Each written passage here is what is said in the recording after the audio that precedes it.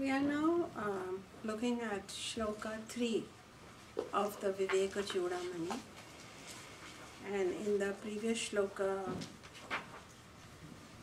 we established what would a perfect journey of spirituality looks like, and it ends with many lifetimes led with intelligence and collecting punya. Punya karma means the opposite of papa karma, positive karmas and not negative. Punya means creditable deeds. And we need not be disappointed by this. In fact, if this is what it takes, then to the seeker, every karma that they are performing in thought, speech and action, especially in thought, we take ownership of it, and we really begin an inner dialogue and really start saying, no longer do I have the privilege to lead a reactive life, behaving like a spoiled child, crying for what I don't have, being a victim of life situations.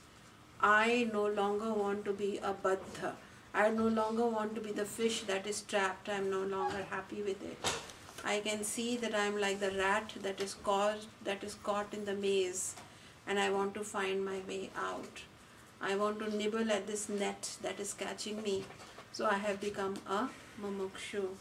So the verse 3 says that Durlabham trayameva tat devanugraha hetukam manushyatvam mumukshatvam maha purusha samshrayaha. So durlabham, durlabh, it is indeed rare. Trayam, these three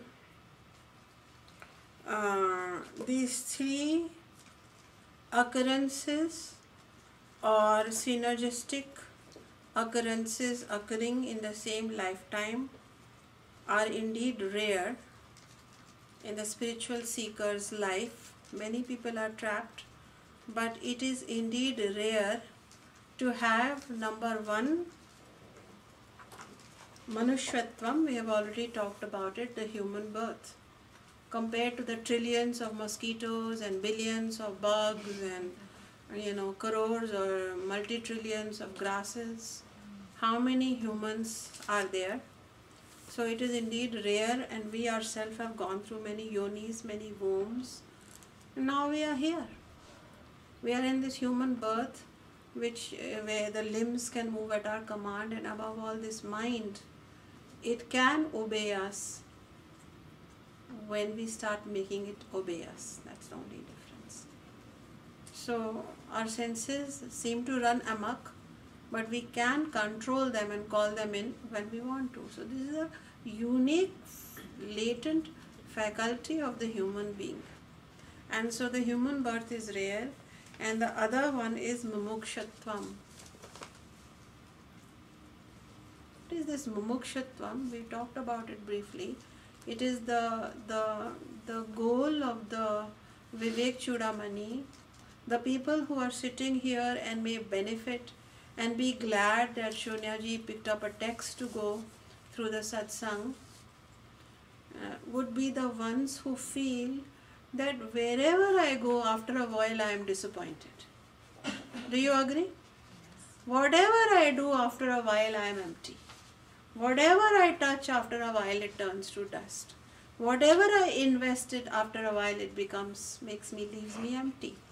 So, but I am bound. I am bound to be in this body, bound to have these daily interactions with relationships, with objects, with, semi-mythical gods, and not know about why I am here, how long I am here, what my next day holds.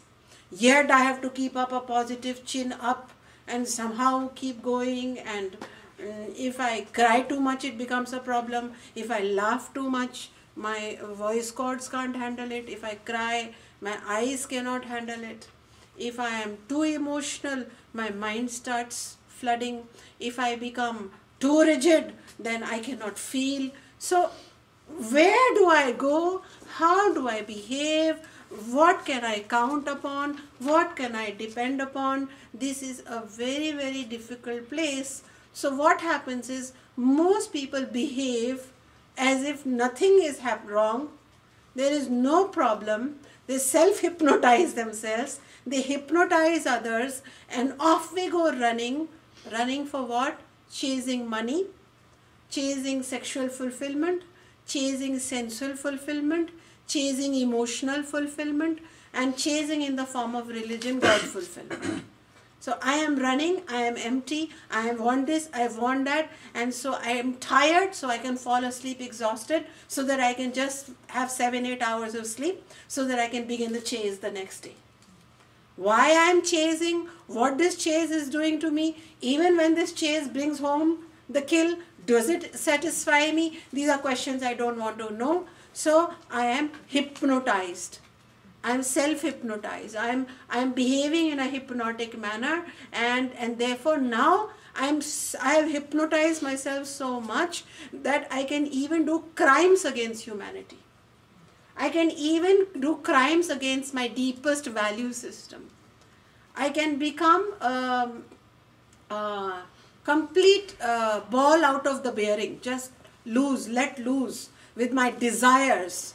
And when those desires are not fulfilled, I'll be angry. And when I'm angry, you better watch it. I can do anything. I can either kill you or I can hang myself. Either way, I'm a problem.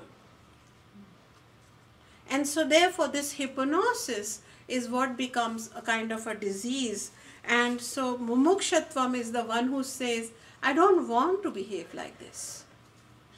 I don't want to behave like this. There has to be a different paradigm. And so I am going to struggle against this. If my mind says, come on, cry, yell, scream, I am going to struggle against that. I am going to question it. And so this one is called mumukshu. So first, to have a human birth, but not to be the hypnotized masses. 99% are functioning under a hypnosis, mass hypnosis. But the mumukshu is that 0.1% which says, I am going to break through this hypnosis and I am going to find my truth, because surely something is permanent, something is real, and there must be some reason. I see cause and effect everywhere. I see seed, so I see a tree. I see the sun fell on the seed, so now there is a flower.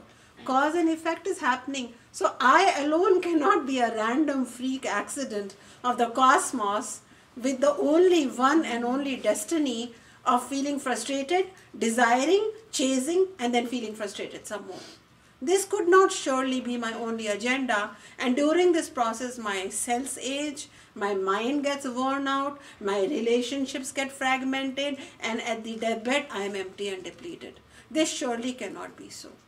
Who look very pompous, they have very big houses, very large empires, not necessarily they are feeling peaceful, restful, and accomplished and whole. And so therefore, that too is a kind of an hypnosis, albeit in luxurious surroundings. So therefore, the mumukshu is one who is able to, from within, have a counterintuitive feeling where everybody is running to one direction. The mumukshu stops running and says, wait, do I have to run? Must I run? Should I question these impulses? Who said I should run? What will be achieved by running? So the mumukshu starts struggling against their own baser natures. And finally, maha purusha samshraya. One can be born as a human being. To be a human being only, one can have the chance of even hearing this conversation. Even if I start talking like this to Saya and Sakhi, after a while they'll be snoring.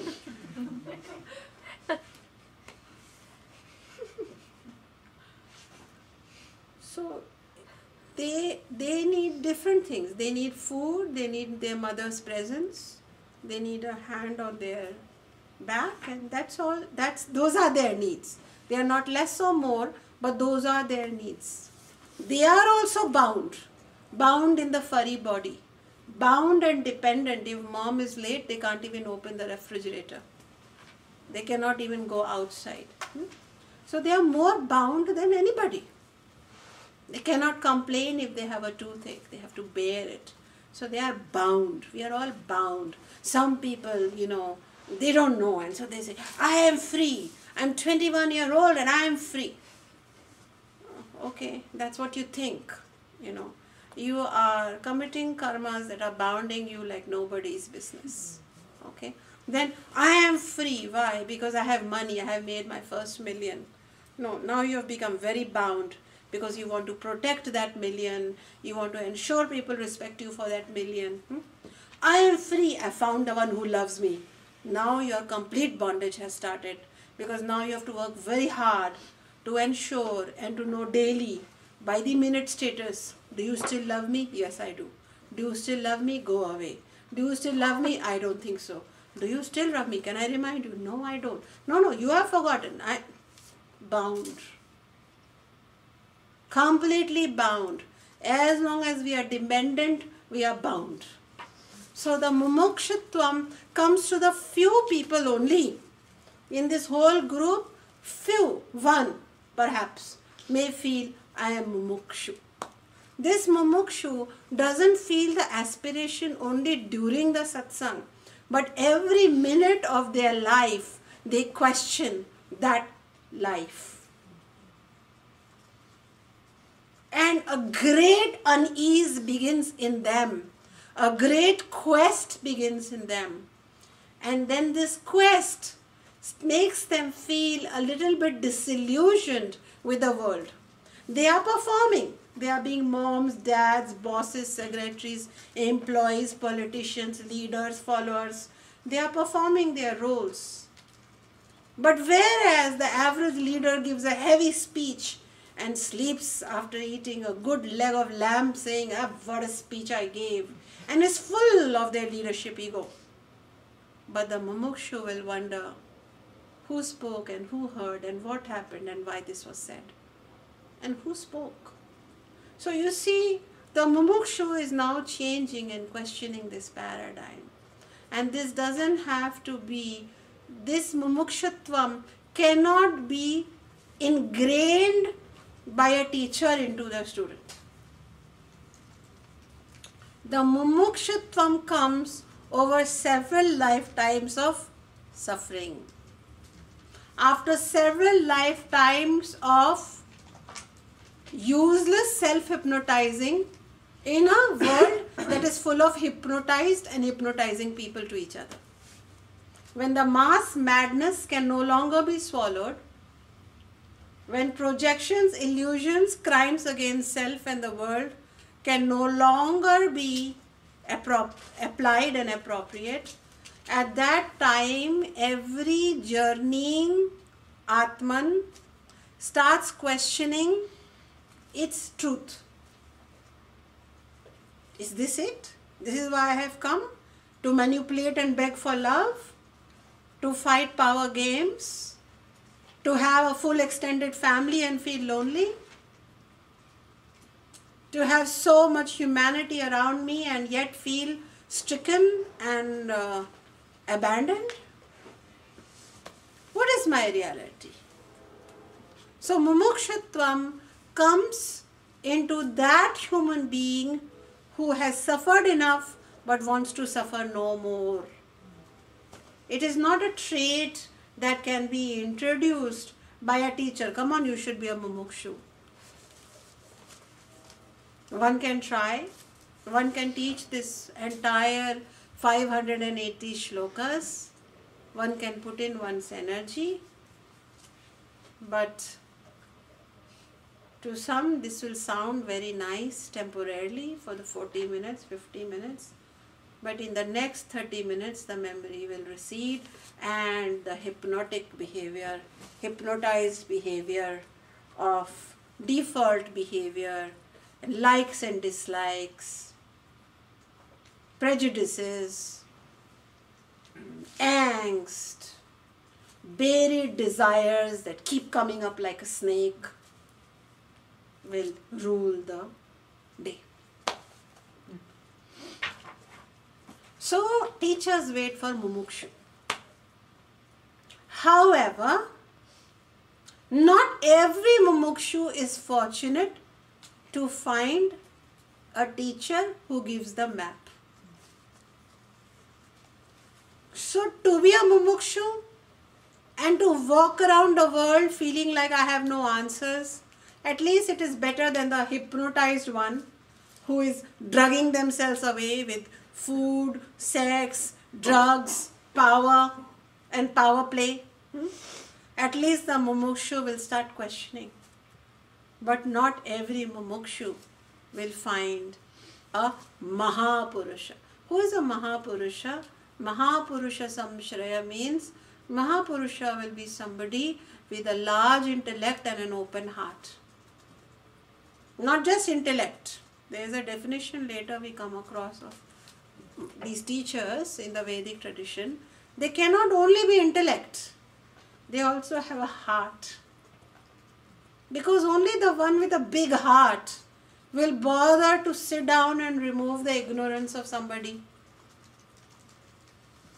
And which is keep getting lost in cobwebs again and again.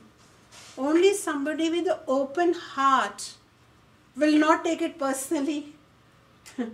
Will not say, come on. May say come on, but it may be from a good place. You understand? So, the Mahapurusha comes occasionally. The teacher comes only occasionally in our life and actually in the life of this universe. How many Buddhas can we count? Think about it. And even in our lifetime, when we come across that teacher, is it matching the time of our mumukshutva, when we are truly ripe? Because sometimes we come across a teacher, everything feels very jazzy and right, and we take initiation and we take, the path and the steps. But the teacher's words come from here and they don't go deeper. We don't do mananam because we are not truly a mumukshu. Are you understanding? But the mumukshu, do you remember those 4 types of fishes? The one that are happy to be trapped. Right? They are saying, come on, come to the party. What are you? Are you not enjoying your life? What's wrong with you? Come on, make some money. Come on, you have so many skills. You can just sell. And somebody came to me and explained to me for a long time, Shunyaji, if you joined Amway, you'd be a diamond like in no time. So like, Amway, diamond, what does that mean? I'd like to be a diamond. So I found out it was a pyramid selling scheme. It's like, okay, give me a card if need be. But somebody really believed in it, so I didn't want to hurt them. But it's like, come on, let's join the party. If you want, you can sell Ayurveda, you can do this, you can make a commission, you can make a package, you can franchise. So many ideas people give, but now they have become calm. One can do that. But the people who are doing it and giving that, how restless their mind is on the pillow. How they have money in the bank, but no oj flowing through their being. Stressed, worried, concerned, copywriting every word, protecting every territory, every piece. Oh, what a bound being we become. But we think this is it. This is the way to be successful. And so this fish is happy in the trap. But the fish that is biting at the trap is the mumukshu. And so they can bite at the trap, but what next? Until and unless they find this teacher.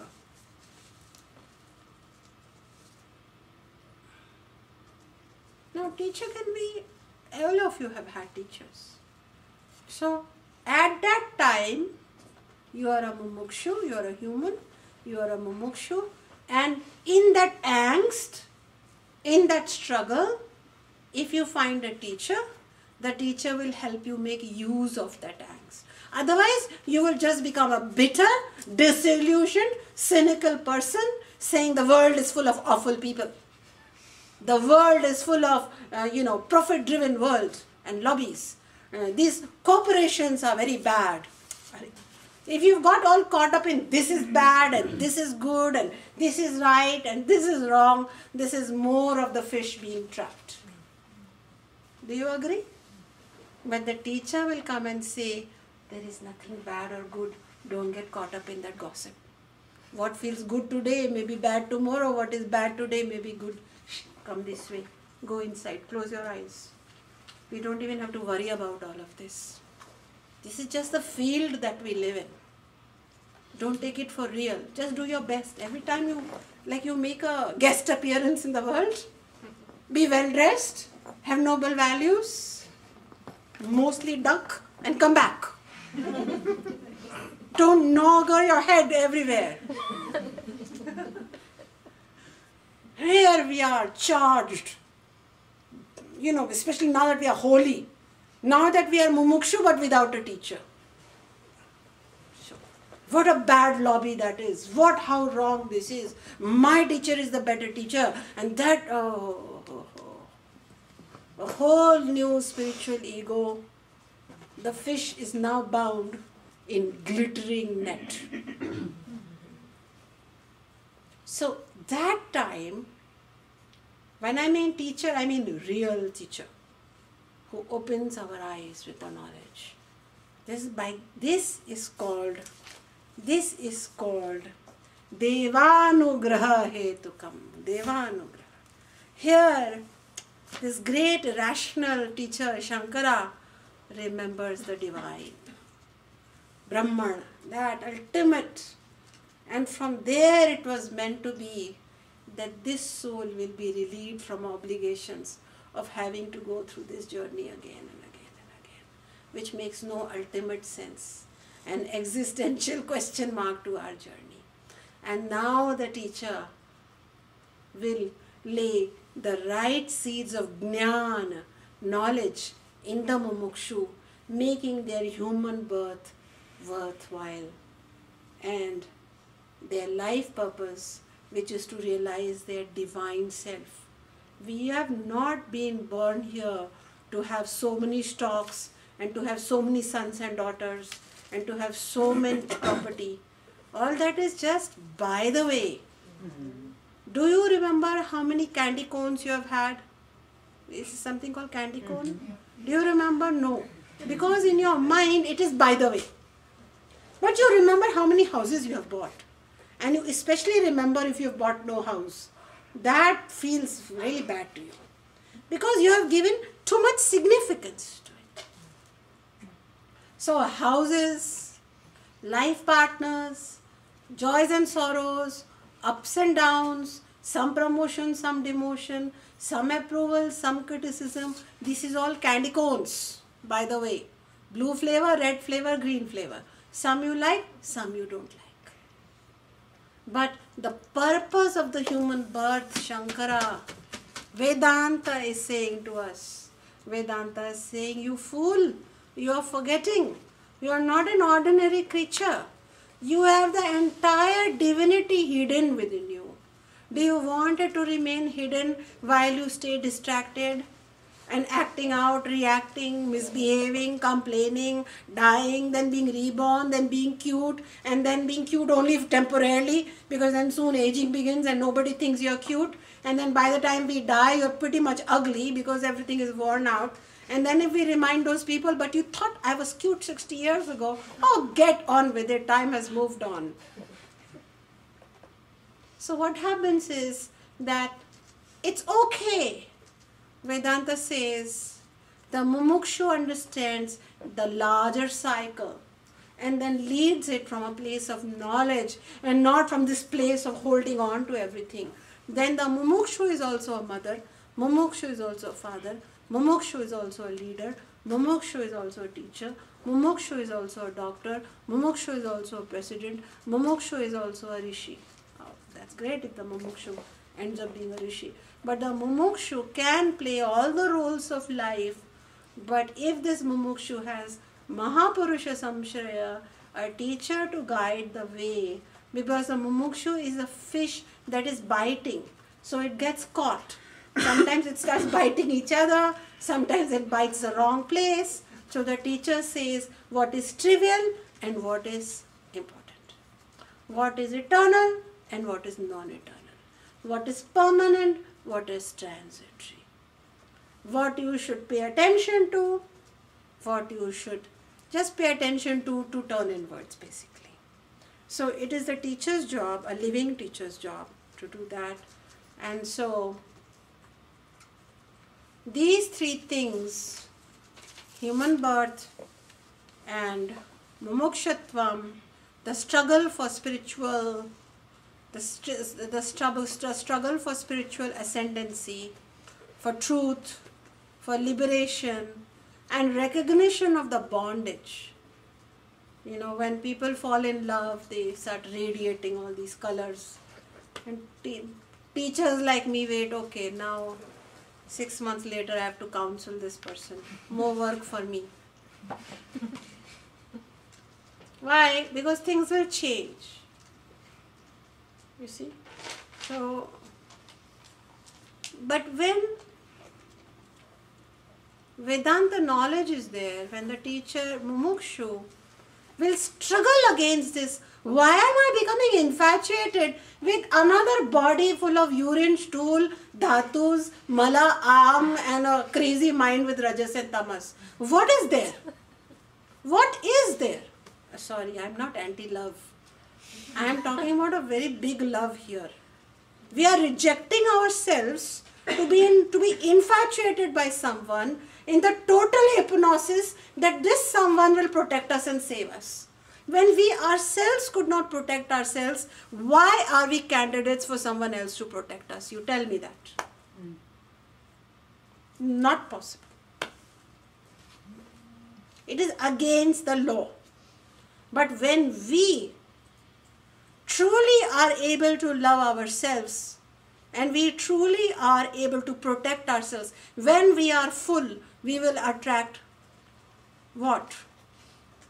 Not the need to be protected, but we will get true companionship and we will be like indulged and loved by the universe in the form of many ways. So this infatuation, this complete wonderfulness in one situation, when a person says it is the symptom, lakshana, you know, we're studying Kopal's lakshana of hypnosis. Mind is gone now. Fish is trapped and it is very happy to be trapped. Then when the hard reality comes, which it will in duality, then it complains. But after many such complaints, some fishes become mukshu. They see a pattern. Wait a minute, I keep doing this. I don't want to be rescued. Why am I wanting to be rescued? Who am I, first of all? Why am I feeling empty? Am I really empty? And so this mumukshu then, when one is mumukshu long enough and sincere enough, but one never knows if one will still, due to past life's karma, be matched by right teaching or teacher. So these three things, we are talking about the spiritual path, come. In a few minutes more and I'll finish this shloka next time, but to just leave you with this. Labadhva kanthachit narjanma durlabham tatrapi pumstvam shuti paradarshanam yastvatma muktao nayate tamurdhihi sahi atmaha swam vinihanti asadgrahat. Labadhva kathanchit narjanma durlabham. If I don't read in poem, I get confused. Labadhva kathanchit narjanma durlabham tatrapi pumstvam shruti paradarshanam yastvatma muktao nayate tamurdhihi sahihyatmaha swam vinihanti asatgrahat. They are saying that, oh yeah, having gained kathanchit somehow this human birth, and then they even develop this masculine rational thinking and attitude also. We talked about a more rational versus a more emotional attitude in the spiritual progress. And then due to prarabdha karma, due to some good fortune of karmas, these people even got to hear the Vedavani. They found a teacher came in their life, they joined up for some courses, say at Vedika, and they even learned some Shruti. Shruti means what is heard, the Vedic knowledge. They learned it, they were very lucky.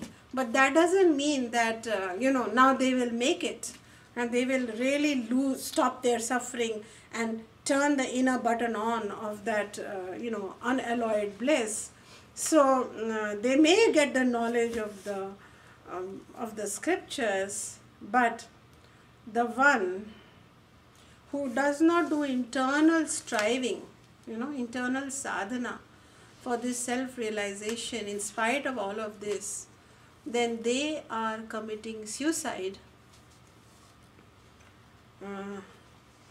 Atma, suicide of the soul. So this is the death of the soul again and again, because what happens is that as Vivekanand ji has said, Swami Vivekanand, who lives? None lives. All are dead except the one who lives to serve the others. Everybody is dead. Why?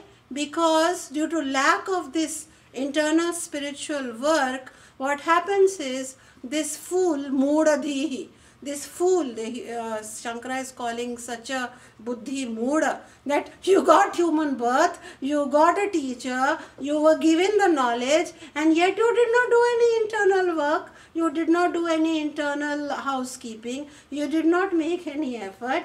Oh soul, you are a moodadhihi, you are a fool. You are committing a suicide because you are running after the world still, and in that running, in that chasing of millions and millions of distractions, at every moment you are negating your true self. You are negating the power within you. And so therefore this is a kind of a spiritual suicide, Atma.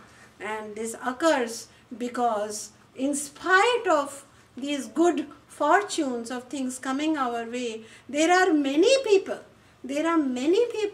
who get caught up in the outer ritual of the spirituality, and that leaves nowhere. So that doesn't take anywhere. And that way quickly Shankara says, Vadantu shastrani yajantu devan kurvantu karmani bhajantu devtaha Atmaikya bodhena vinapi muktir na siddhyati brahma shatantare api. They say, go on. You can go on like quoting all the scriptures because you have memorized them in the name of your spirituality. And yajantu devan, you can go on worshipping all these gods, Ganesha, Jesus, and build big churches and temples for them. And kurvantu karmani, you can do all these rituals, yagnas, and I will do not one Gayatri Vandam, I will do it 3 times a day, do all these empty rituals. And bhajantu devtaha, all night you are doing kirtan and bhajans. And but without atmaikya bodhena vinapi muktirna, you cannot ever achieve or come close even this degree, 1.00000 degree to the truth, until we start doing this discrimination between non-self and self. So without that, they say that this may go on, one can keep doing this for hundreds of Brahma's days. And Brahma's day is a figure with 24 zeros. So for such a long period, one can go on quoting scriptures, doing bhajans, doing kirtans. This is amazing. that Shankaracharya himself wrote poetry to Devas, gods. Himself went to all the great temples in pilgrimage. Himself established the supremacy. And yet, this is the mark of a great scholar. He says, just being caught up in this is not spirituality. If these rituals can lead us to our inner spiritual self, they are fine. But if they become the end of our pursuit, then they are blind. They need to be discarded. They have no meaning. They have no meaning. So we have finished 5 shlokas. So it really makes us take stock of the outer veneer of spirituality. And this is really, I would like to know from you if you would really like me to continue. Because you can imagine how you will become on the 580th shloka. If I am alive, if I'm still stuck, I'll be around too. If I'm still in the net. If I'm in the net, I might as well teach Vivekachudamani. What do you think, Bob? Yeah? And if you're in the net, you might as well listen to it. It sharpens our teeth to bite it a little better. Yeah? It makes us mumukshu. So mumukshu, I am struggling. Very important. And people who say, I have achieved. Chalo bhai, good for you. Go, bye-bye. I am struggling. That is the spiritual statement. And all top teachers, including Shankara, say, I am struggling. I am struggling. I am a mumukshu. Because no teacher will say, I am actually crossed, then I have come back in the body just for you. That's okay. We don't know if you've crossed, you've come back, you've not. But one thing is there, are you struggling against your own base nature? Against this constant diversion towards the world and being lost in it. This is the only crux. And Vivekachudamani teaches us how not to be lost, but like I said, to navigate it without getting too much bruised. And to perform the right karma, and whether we are in relationships with objects of people, not getting lost in them, not becoming blinded by them, and really only looking at the deepest truth in the whole situation. It's very, it feels like, what do you mean by deepest truth in the whole situation? It has no meaning. But perhaps after we keep studying the Grantha, we will have better discrimination. So it is a great aid to hone our discrimination in the world. It does not want to convert us into renunciates of the world. It wants us to become masters of this material world. Because when we are bound by the world, when we are bound in our relationship, right? If I am bound that, Swara must stay my student at any cost, and I must have her in front of me, and I must have her all my life, then I am bound by her, and then I will only see things that please her. I will only wear clothes that please her. I will never say anything to her that might possibly displease her. Do you realize that? I am a bound. But if I feel you are there, that's good. I honor that. But I am going to honor my deepest self, right? So then whether she's there or not there doesn't matter. And now and if she does the same thing, then a more real relationship is possible. Do you agree? Mm-hmm. So therefore, this is the thing, that when we get bound, like we're bound to a home, I can't lose it. I don't want to go into foreclosure. And then we will even sell drugs to keep the house. So we have gone into hypnosis. We have gone into confusion, delusions, illusions, and then we justify them. And then even when we find the teacher, we just talk useless things about those illusions. Many students, they only spend their entire life with the teacher figuring out how to remain the trapped fish in a better way. They never really learn how to bite the trap. They move contents around. Should I change this boyfriend to that one? This husband to the next one? This job to the next one? And the real teacher will say, don't change their jobs, keep the boyfriend, or lose it. Doesn't matter. These are all very minor logistics, like those candy cones. Keep it, lose it, don't keep account. With this we end. Thank you. So, this is our last class.